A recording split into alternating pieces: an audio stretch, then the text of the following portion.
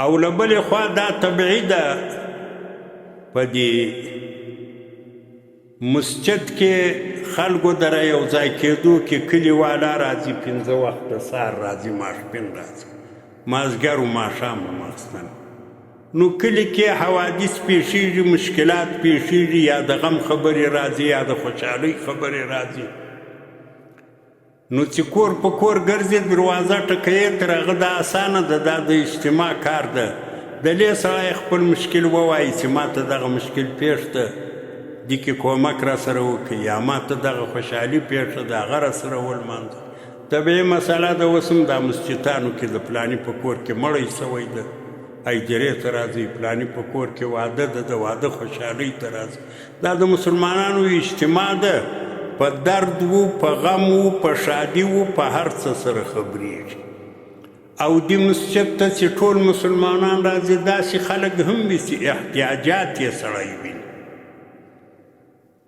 خپل احتیاج کله په خوله وړاندې کړي کله له حاله احتیاج معلوم سي نو هغه نور مسلمانان یې کومک وکړي هغه احتیاج یې دفع کړي او له بلې خوا د نبي علیه صلات وسلام مسجد چې و دا د دې مجاهدینو د اصحاب صفا یا د طالبانو ځای او له بلې خوا د نبي علیه صلات وسلام مسجد چې و دا د دیني مشورو ځای دیني مشوره چې کېږي مسجد کې سړی غږ وکړي چې زموږ د مسجد پلانی شی نشته فرض که د برق کار یې د تاسې راسئ څنګه د اوبو کار یې د تاسې راسئ څنګه یې وکړو د فلاني شي کار یې د فرش و د یو ظرف هر شی چې وي دا په مسجد کې په کار دا داسې وسي خلک یو د بل غږ سره وکړي د نبي علیه صلات وسلام تمام مشورې ټولې مشورې چونکې د نبي علیه صلات وسلام مشورې دیني وي نو ټولې مشورې به په مسجد کې کېدې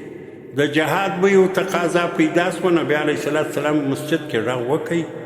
چې دا د جهاد تقاضا د فلان و فلان و فلان د هلته به تشکیل جوړ کړي خلک به ولې یو بل به داسې هر څه چې کېدو هغه له دغه ځایه څخه کېدو موږ خلک خو بیا د واکسین کیسې په مسجد کې کوي واکسین راغلی د مسجد ته کوچنیان راوړي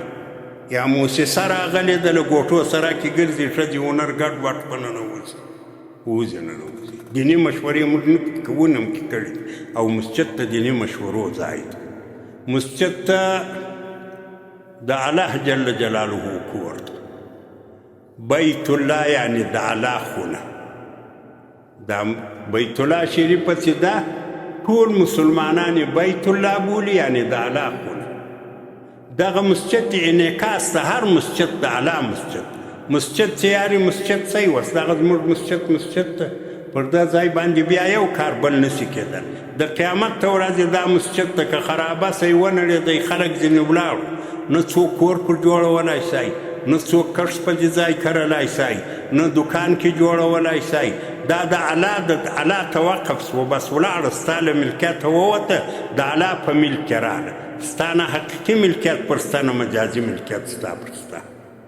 دا د الله کورونه دي نو د الله کور تاسې انداز ولګوئ چې اوس یو سړی ستا په کور کې له تا سره څه کومک وکړي نو سړی له هغه سړي څخه ډېر خوشحاله کېږي د الله د کور چې ته یو امداد وکړې په هره معنا چې امداد وکړې الله جل جلاله په دې باندې خوشحاله کېږي الله له دې خپلو بندګانو څخه راضي کېږي او دویم دا خبره ده چې د مسجد په څنګ کې د دیني خدمت دپاره څوک اوسېږي لکه دا زموږ مسجد کې الحمدلله طالبان اوسېږي یا 15 یا 10 یا 6 یا 6 دا د مسجد نبوي انعکاس ته د هغه په څنګ کې هم طالبان اوسېږي لیکن دا هم یاد وساتئ په دې باندې ځان پوه کړئ دغه طالبان چې دلته اوسېږي 10 دي یا 6 دي یا 15 دي دا ټول دی نه کېږي چې دا به بیا هر سړی داسې جوړېږي چې هغه به د دین دپاره داسې پرمختللی کار کوي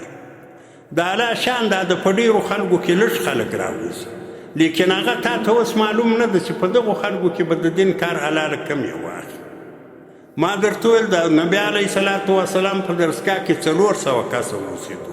لیکن نن یوازې د ابوهریره نوم پاته ده د دین دپاره یې خدمت کړی ده کار یې کړی ده یوه مسله دا ده بله مسله دا ده دا طالبان چې دلته اوسېږي دا ځانونه جوړوي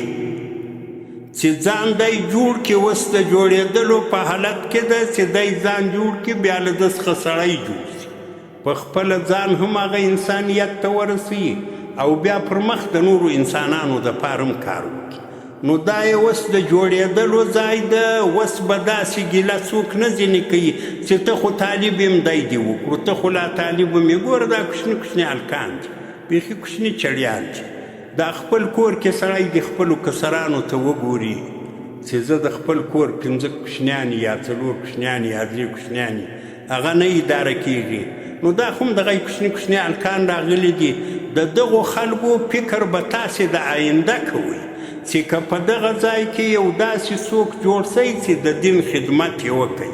دا تاسې ټول په هغه خدمت کې ورګډ یاست ورشریک یاست نو د دې دپاره ډېره حوصله به کوئ حلم به کوئ هر وخت به دا خبره په یاد وي چې دغه خلک د دغه دپاره راغلي دي چې دا بیا د الله د دین دپاره په آینده کې خدمت کوي اوس دا څه چې دلته ملایان دي دا زه یم دغسې کوچنی وم لکه دغه چړیان چې دي هلته بل مولوي صاحب د سپین ږیری د هغه دغه کوچنی و چړي و بل دغه یو بل دا ټول ملایان چې دي دا چړیان و بیا طالبان شو بیا ملایان شو بیا نو چې له چا څخه د چا د دین کار علا واخیستی نو هغه بیا د هغه سړي خپله خوش قسمتي ده خو موږ ورته به ټول دا کوشش کوو چې ډېره نرمي وکړو ډېر ترحم وکړو ډېره حوصله وکړو برداشت وکړو